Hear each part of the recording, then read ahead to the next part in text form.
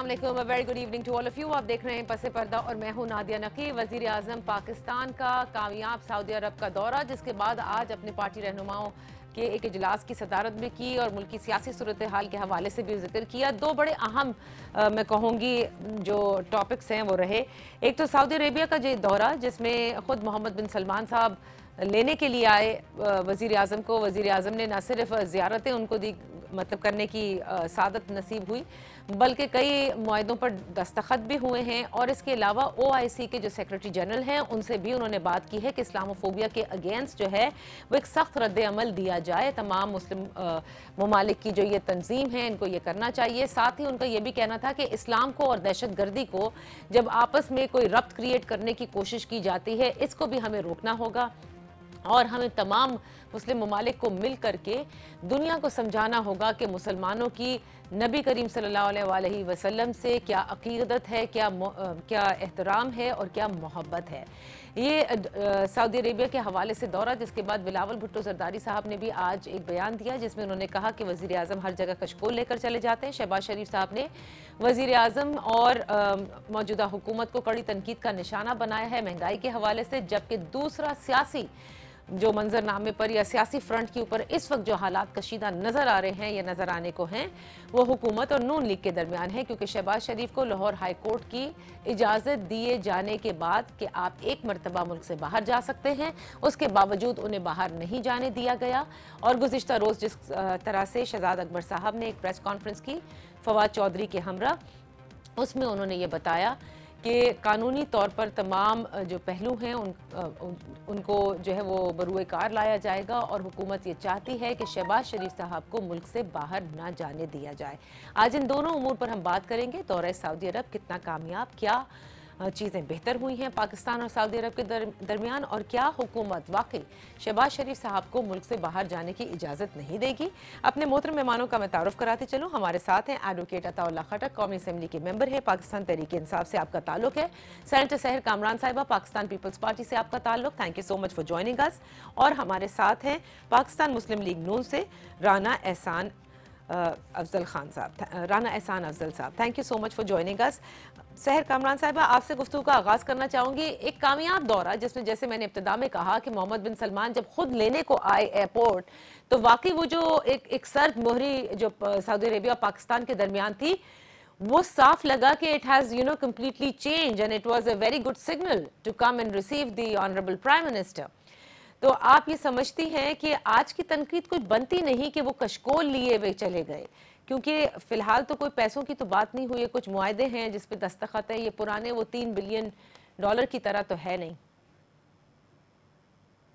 शुक्रिया नातिया। एक अहम वाकया जिसका आपने जिक्र नहीं किया और मैं उसका करना चाहूंगी, मस्जिद अक्सा। जी बिल्कुल, जो इजरायली जहरियत है, बेशक। जिस तरीके से मस्जिद अक्सा पे लैलतुल कदर की शब, लैलतुल कदर वाली जो हम कहते हैं कि वो रात जो कि मुबारक रात है, वो रात जो कि दुआओं की कबूलियत की रात है, वो रात जो कि मुसलमानों के लिए खास अहमियत रखती है, उस रात में जिस तरीके से एक जारियत बर्बरियत का मुजाहरा हुआ, मैं समझती हूँ कि उसको खाली ज़ुबानी कलामी कंडेम करने की ज़रूरत नहीं है।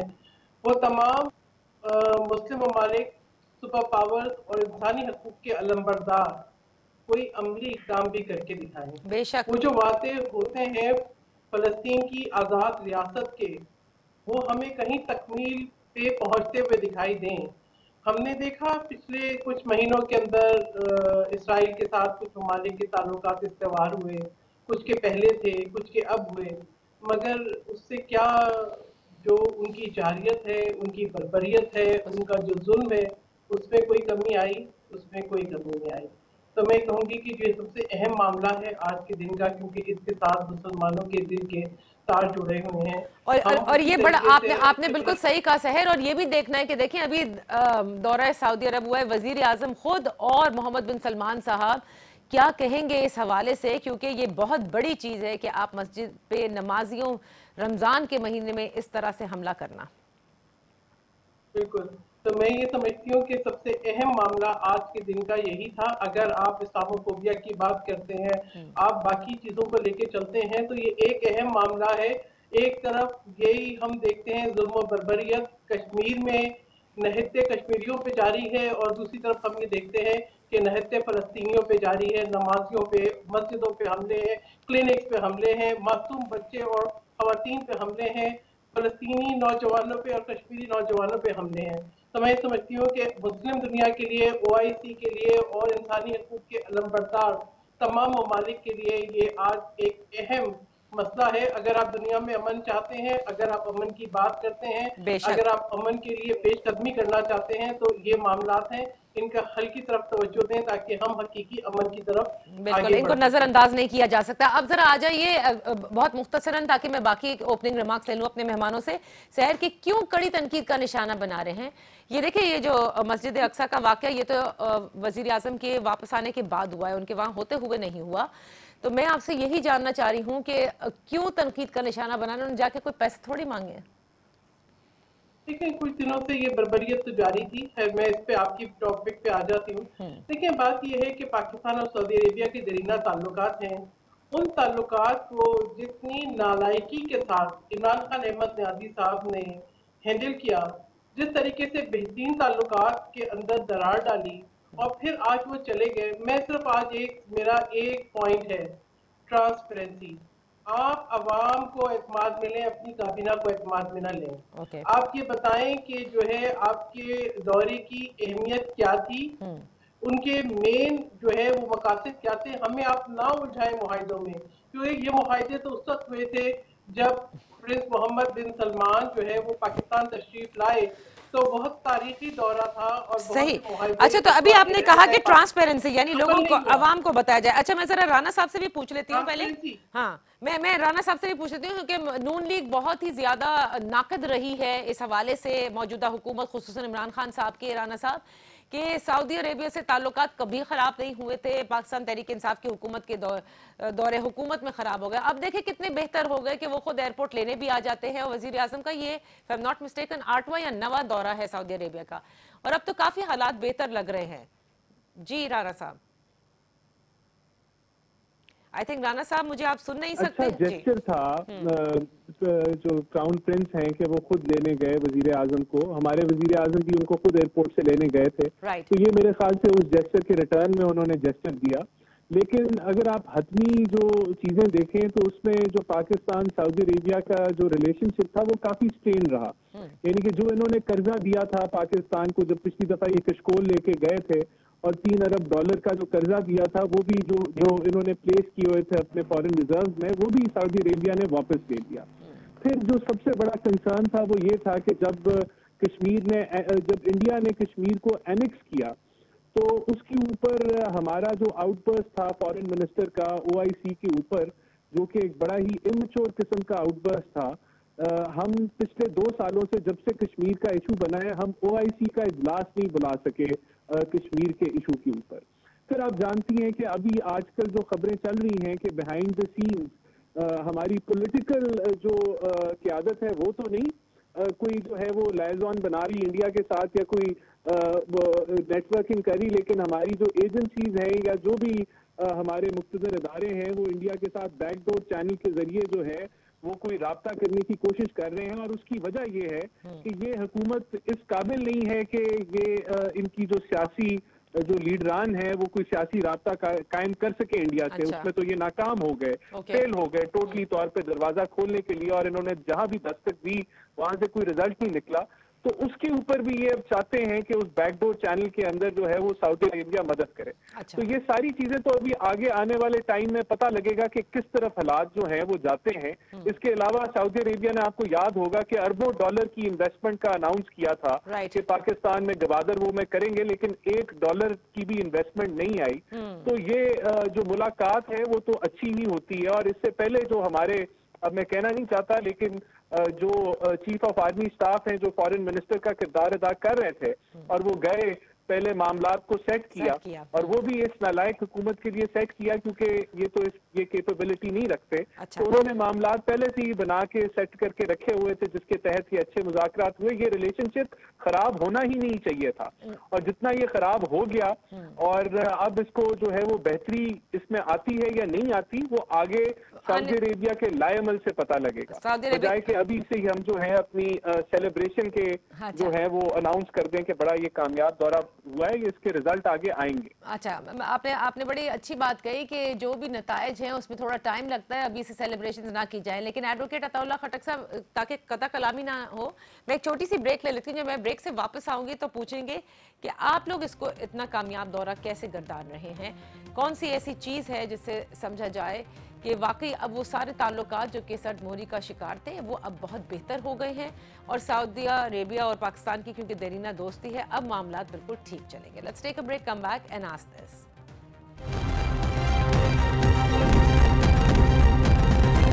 Welcome back. Advocate Ataullah Khattak साहब हमारे साथ हैं, हमारे साथ सेनेटर सहर कामरान साहिबा हैं और राना एहसान अफजल साहब हमारे साथ हैं। पाकिस्तान मुस्लिम लीग नून से पाकिस्तान वजीर आजम का जो दौरा सऊदी अरेबिया है इस पर बात कर रहे हैं, और अब इसके बाद जो है वो आगे चल के शहबाज शरीफ साहब की मुल्क से बाहर जाने के हवाले से भी बात करेंगे।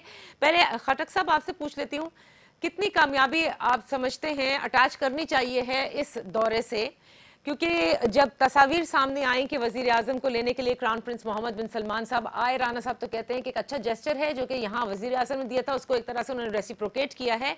लेकिन आपको मालूम है सोशल मीडिया पर भी बड़ा ये शुरू हो गया और कई हल्के कहने लगे कि इसके एवज लगता है कि पाकिस्तान को कोई बहुत बड़ा काम करना पड़ेगा। जी बिस्मिल्लाहिर्रहमानिर्रहीम, शुक्रिया नादिया। एक तो सबसे पहले मैं राना साहब ने कहा ये जो ताल्लुकात सरमहरी का शिकार थे सऊदी के साथ, ये नवाज शरीफ साहब के दौर से थे, और फिर हमारा दौर आया, उसमें भी कोई खातिर खा इतनी कामयाबी नहीं थी। लेकिन जो वज़ीर आज़म साहब ये विजिट किया है, तो मेरे ख्याल से तमाम पाकिस्तानियों की ये बायस फ़ख्र है कि जिस तरह उनका पुरतपाक इस्तकबाल किया गया, जिस तरह क्राउन प्रिंस मोहम्मद सलमान उसको खुद लेने आए, तो मेरा ख्याल ये है कि इससे अंदाजा लगा लेना चाहिए कि पाकिस्तान और सऊदी अरब के जो ताल्लुकात हैं वो एक, मैं ये नहीं समझता कि ये ताल्लुकात जो है बहाल हो रहे हैं, बल्कि मैं कहता हूँ कि एक नए दौर का आगाज हो रहा है। और हम क्यों कहते हैं कि ये दौरा बड़ा कामयाब रहा, एक तो सबसे पहले आपने ये देखा, दूसरे नंबर पे जो Pakistan prime minister of Pakistan की वहाँ पे मसरूफियात रही, जो MOU साइन हुई, जो वहाँ पे मुआहदे हुए, तो ये तारीख में पहली बार है कि सऊदी अरब ने पाकिस्तान को यानी इस तरह खुले अंदाज में वेलकम किया और उनके साथ ये सारी चीजें साइन की। बुनियादी तौर पर बात सिर्फ साइनिंग तक नहीं होनी चाहिए ना खटक साहब, क्योंकि पहले भी राना साहब ने कहा ना कि गवादर वाली चीज भी मटेरियलाइज नहीं, बात होती है मटेरियलाइज होना in memorandum of understanding, because they just MOUs, right? मतलब वी आर नॉट सेइंग कि ये नहीं होंगे, होने चाहिए हैं, लेकिन ये भी वक्त बताएगा। सो इसलिए थोड़ा आपको नहीं लगता हमें इंतजार करना चाहिए? नहीं, मैं समझता हूँ कि देखिए ये आपके ताल्लुकात के ऊपर होता है। अगर आपके ताल्लुकात अच्छे होते, अगर आप समझते हैं कि हम एक दूसरे के वो दोस्त हैं जो किसी जमाने में सऊदी अरब के साथ हमारी दोस्ती थी, तो फिर मेरे ख्याल से इस पे अमल होना कोई मुश्किल काम नहीं है। और मोहम्मद सलमान ने जो खुद ख्वाहिश जाहिर की है, जिसमें एक मैं आपको बताता चलूँ कि वो एक नए शहर आबाद करने जा रहे हैं, एक नई सरमायाकारी करने जा रहे हैं, तो उसमें जो पाकिस्तान को ऑफर की गई है, प्राइम मिनिस्टर साहब को ऑफर की गई है कि हम ये जो आने वाले 10 साल है इसमें 1 करोड़ लोगों की उनको जरूरत है। तो बुनियादी तौर पर यानी 26 लाख के करीब मेरे ख्याल से इस वक्त पाकिस्तानी है या इससे ज्यादा है जो सऊदी अरब में है।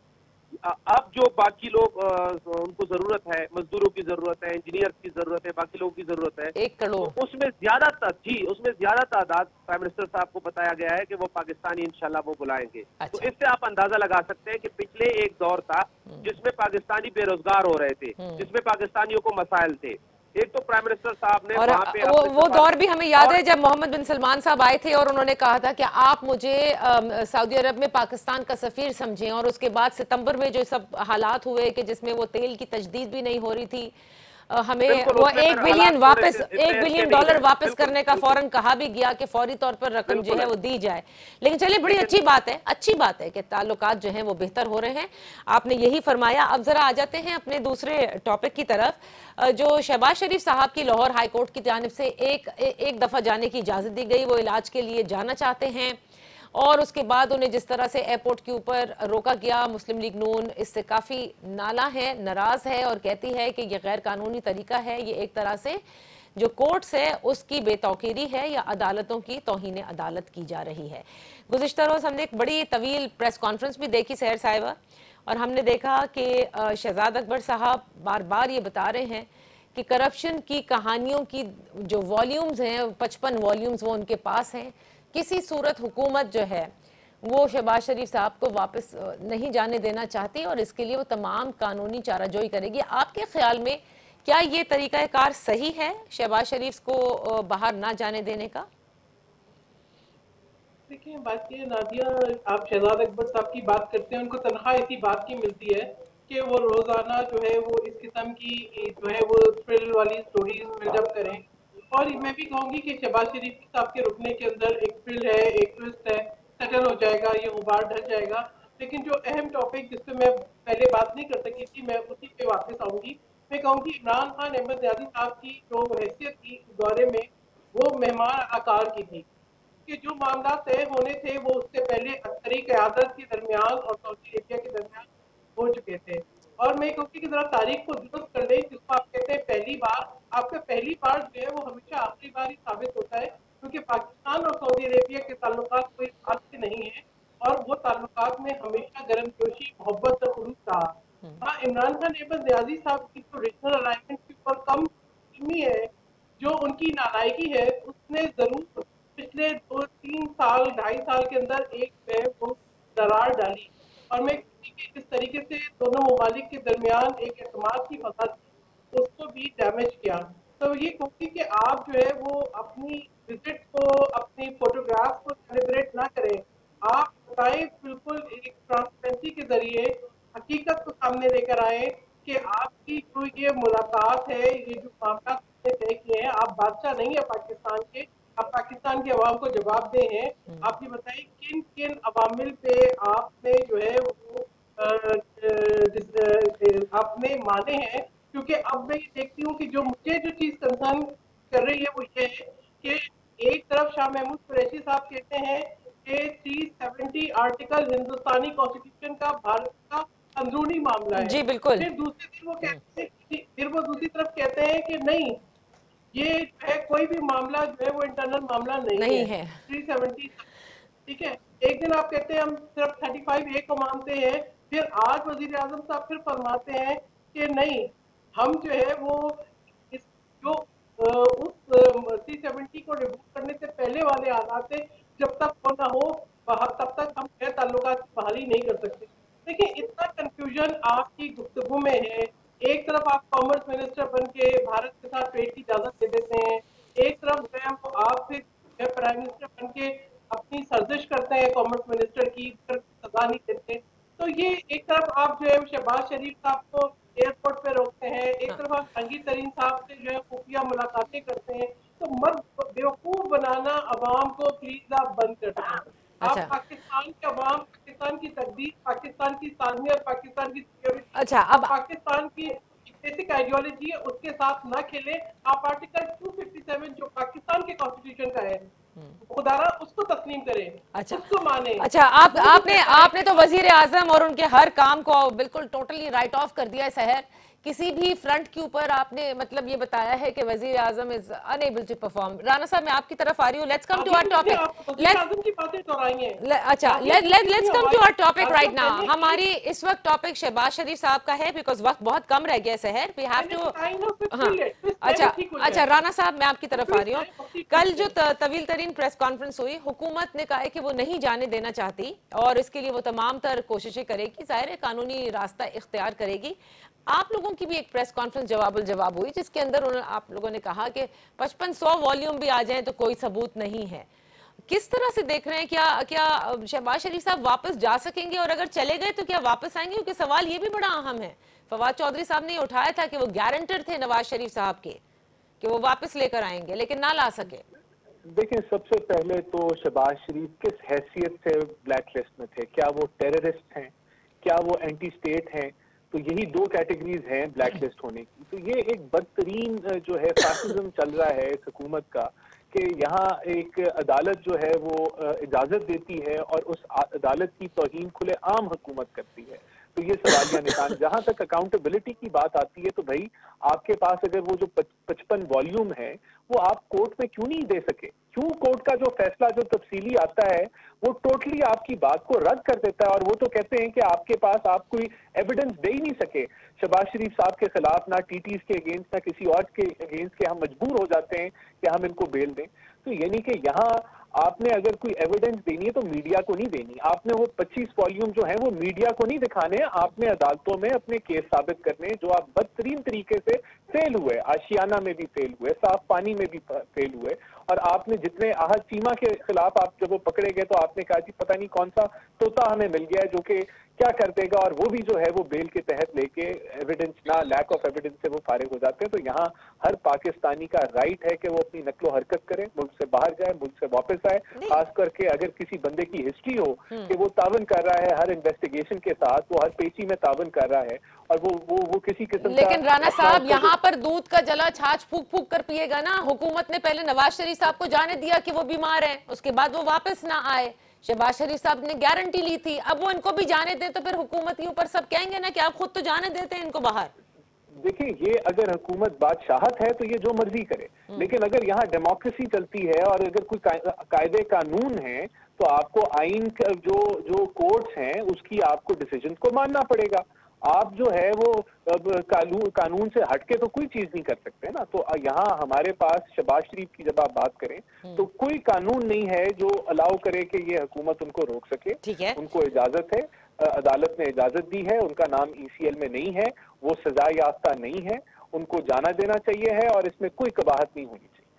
ओके, आप कहते हैं जाने देना चाहिए। चलें, एडवोकेट अताउल्लाह खटक साहब, हुकूमत अब पूरा जोर लगा रही है और चाहती है कि ना जाएं वापस। क्यों आप लोग चाहते हैं कि ये वापस ना जाएं? मैं एक छोटी सी ब्रेक लेती हूं, ब्रेक से वापस आइए और हमें बताइएगा एडवोकेट अताउल्लाह खटक साहब।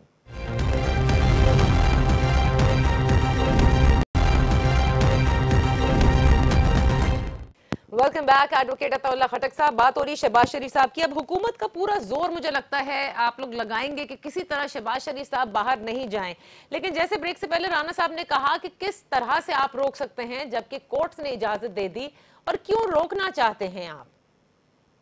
अच्छा, सबसे पहले तो सेनेटर साहिबा की तकलीफ जो है वो मैं समझ सकता हूँ। वो बार बार नालायक और ये और वो तकलीफ ये है कि PDM इनकी टूट गई, ये निकाले गए और पीपल्स पार्टी जो है उनको कोई खातिर खा कामयाबी नहीं हो रही है, तो उनको तकलीफ है, मैं समझ सकता हूँ।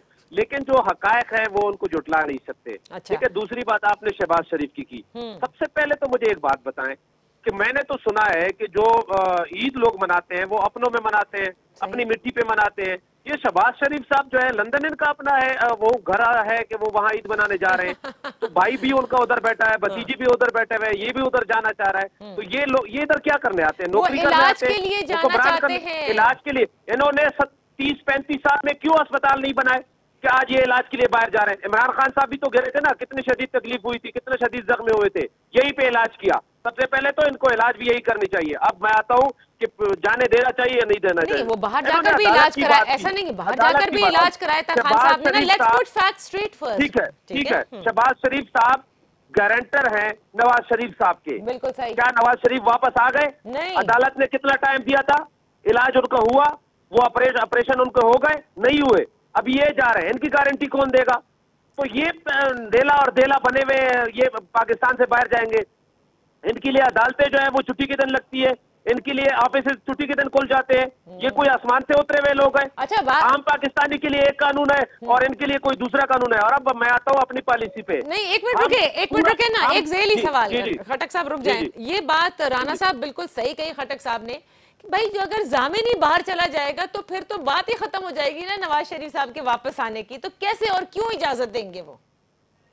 देखिए, आप उनकी वो वापस आ रहे हैं, वो वहाँ परमानेंट तो नहीं जा रहे। दूसरी चीज ये है, कब आएंगे नवाज शरीफ साहब? कब आएंगे? क्या उसने नहीं मुझे बताएं, क्या उन्होंने गारंटी ली है शहबाज शरीफ साहब ने? वो नवाज शरीफ साहब कब आएंगे? नहीं, उस गारंटी में कहाँ लिखा है कि वो पाकिस्तान से बाहर नहीं जाएंगे? कहाँ लिखा है? कहीं लिखा है तो बताएं। कितना टाइम दिया था अदालत ने? अदालत ने कितना टाइम दिया था? नहीं, नवाज शरीफ साहब को अदालत ने कितना टाइम दिया था? आप कानूनी बात करें ना, आप अपनी ख्वाहिशात। कानूनी बात कर रहा हूँ। और नादिया दूसरा, इनको जब याद आता है अदालत की तौहीन तब याद आती है ना कि वो जब ये पत्थरों के साथ पत्थर के साथ अदालत पे हमला किया था, तौहीन अदालत याद आई थी। जब सुप्रीम कोर्ट पे हमला किया था तो तौहीन अदालत याद आई थी। इनको याद आता है, इनको तब याद आता है, जज जो इनको वीडियोस बनाते हैं तब याद आता है इनको। चलने वाला ना खटक साहब, एक मिनट आप मुझे आपकी ख्वाहिशात पे ये मुल्क नहीं चलने वाला। आप मुझे बताएं कि कानूनी तौर पे आप भाईजान से उनकी नकलो हरकत को उनका नाम ब्लैक लिस्ट में नहीं रोक सकते, नाम ब्लैक लिस्ट में था। यहाँ बादशाहत नहीं चला रहे कि एफआईए पे आप इसको रुआ लें, आपको तो आदत है आप इसको रुआने की। अच्छा, शहबाज शरीफ साहब का वैसे नाम ब्लैक लिस्ट में क्यों है? मुझसे सवाल कर रही है? जी जी खटक साहब, आप लोगों को तो पता होगा। जी देखिए मैं ये पूरा प्रोसेस बता देता हूँ। अगर अदालत ने इनको हुक्म दिया है कि इनको बाहर जाने दे तो अदालत ही इनका नाम ब्लैक लिस्ट से निकाल सकती है, और उसका भी तरीकाकार है। एफआईए वाले के पास गए, आप मुझे बताया कि एक सब इंस्पेक्टर या इंस्पेक्टर लेवल का बंदा इनको कैसे क्लियर करके दे सकता है? और पहले ये बात अदालत की करते हैं। मैं सिर्फ इनसे सवाल ये करता हूँ कि आपको तौहीन तब याद आती है जब आपके बारे में फैसला आता है, जब आप पत्रों के साथ अदालतों पे हमले करते हैं, जब सुप्रीम कोर्ट पे हमले करते हैं, तो तब आपको याद नहीं आता? अच्छा, तो अब आप लोग ये कहते हैं कि अगर शहबाज शरीफ साहब वापस चले गए इस मुल्क से, तो फिर उसके बाद कौन लेके आ गए इनको? कौन? ये मुल्क के लुटे हुए दौलत इनके पास लूटी हुई है। उनका हिसाब लेना है इनसे। आप साबित करें राना साहब, ठीक है अच्छा, आप खटक साहब, राना साहब ये मुकदमा हमने नहीं बनाए। अच्छा, पहले से पीपल्स पार्टी के गवर्नमेंट ने और बाकी मुशर्रफ की हुकूमत ने बनाए थे। राना साहब, आपने गुज़िश्ता रोज प्रेस कॉन्फ्रेंस में भी आपने सुना होगा ना, फवाद चौधरी साहब ने कहा कि 2018 तक जितनी करप्शन हुई है इस मुल्क में उसके बेनिफिशियरी शरीफ खानदान रहा है। देखिए है ना शरीफ कहने से किसी न किसी तरह ये इन्वॉल्व है। तो फिर मेरी बात किसी तरह अच्छा खटक साहब, जरा इनका जवाब सुन लेते हैं ना। जी राना साहब, जो तफसीली फैसले आए हैं, आपने ये बयानात मीडिया में नहीं देना। अगर आपने कोई चीज साबित करनी है कोर्ट में करनी है, और कोर्ट क्या कह रहा है? कोर्ट का फैसला ये कह रहा है कि आप एविडेंस फर्निश नहीं कर सके, आप टीटीज को लिंक नहीं कर सके, आप किसी तरीके से कोई आप एक ढेले की एविडेंस नहीं लेके आ सके कि पब्लिक मनी इसमें इन्वॉल्व है, तो कोर्ट्स तो विंडिकेट कर रहे हैं। जो ये कहानियां टीवी पे, तो कोई भी किसी के खिलाफ कोई भी, इनका तो काम है लोगों की इज्जतें उछालना और बगैर किसी, और ये अवाम देख रही है ड्रामा कि इनका आखिरी जो नैरेटिव है वो फेल हो रहा है करप्शन का, क्योंकि ये बुरे तरीके से कोर्ट्स के अंदर। आप बात सुने राना साहब? नहीं खटक साहब,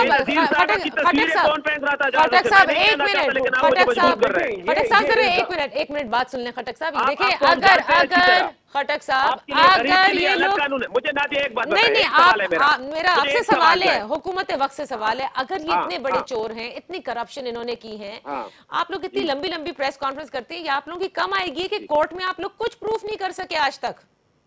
देखिए कोर्ट में हमने प्रूव नहीं करना है, कोर्ट में नेब ने प्रूव करना है, इदारों ने प्रूव करना है, सबूत इनके खिलाफ है। मैं जो कहने जा रहा हूं उसको आप समझे। हमारा काम है इनका ट्रायल करना, इदारों को आजाद करना, इदारे इनका ट्रायल करेंगे और वो सबूत पेश करेंगे। हम क्या कहना चाह रहे हैं? हम कह रहे हैं कि इनके लिए और गरीब के लिए एक कानून नहीं है इस मुल्क में, हम लाना चाह रहे हैं। मुझे बताएं कि इनके लिए जो है छुट्टी के दिन भी अदालत लग जाती है, 2 बजे छुट्टी हो जाती है, 5 बजे अदालत के फैसले आते हैं।